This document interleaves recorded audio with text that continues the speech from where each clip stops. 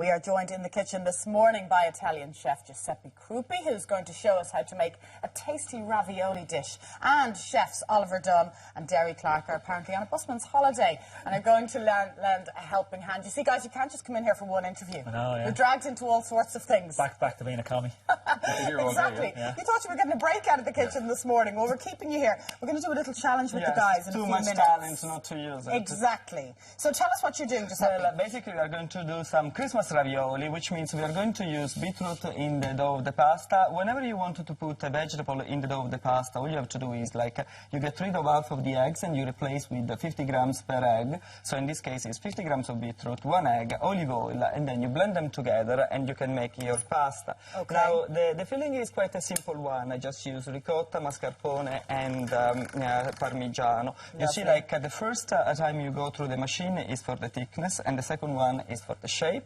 Okay. And then you keep on going this way till you get to this level where the pasta is actually at number 1 or 2. And what I'll do is I'll put the... So if viewers this morning don't have that machine at home, because lots of people won't have well, they should get one to be happy people. But well, if they don't, you can use a rolling yes, pin. you just can, have to be a little more and patient. as I was saying to you, it's something that will keep you busy for the morning.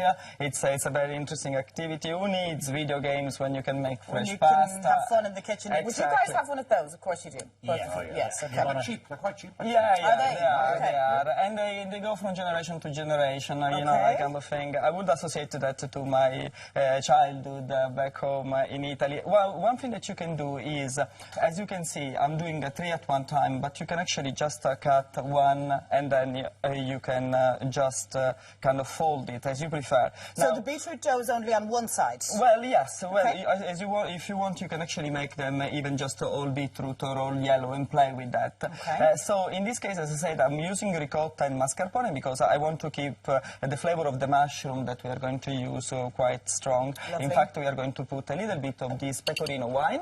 Lovely. This is organic wine. Okay. Be generous Do you with feel it. under pressure with 2 Michelin star chefs No, I feel assisting honored. you this morning? I feel honored, you know, I feel like the Lorenzo de Medici with Michelangelo and other great artists, so you Well, can, that's a you good can way use to their, look at yes. it. So, and will they start the chopping? Yes, Because well, we have a little challenge for you guys this morning, so I think we're going to put about 30 seconds on the clock.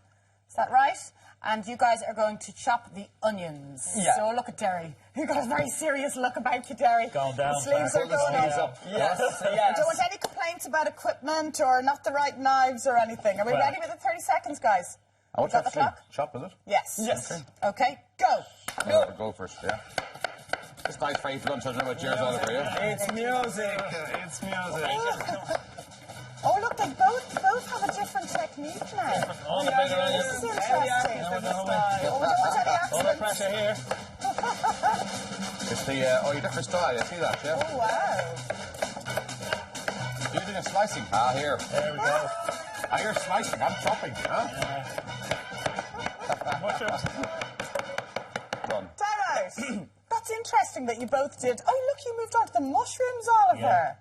Now, you had a different approach because Jerry went for chopping. Chopping, yeah. And you went for slicing. Which takes longer, of course. Okay, of course it does, absolutely.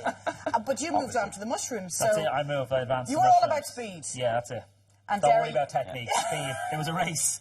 And they were both very sexy doing that. That's why they're great on a calendar. And At home, that was in slow motion, by the way. The camera That's right. slow down, keeping down. Okay. well, then at this stage, you see, like once you put the 2 layers one on top of each other, you kind of push the filling towards the center, and that's also your way to attach the 2 layers one to the other. So don't be afraid to handle it and get stuck in. No, don't be afraid in life. There is no point in being afraid, especially when you're making pasta, you know, kind of thing. You should be having fun. Yes, no, it's all about having fun. And what you do then, you kind of cut it this way. Okay. You know, like you move it a little bit so that the ravioli inside is not aware of the earthquake around it. You know, like, and then you can just separate them this way. I already put some in because I want you to taste it. Oliver and I are crying, by the way. I think there is something touching about it, you know, that kind of thing.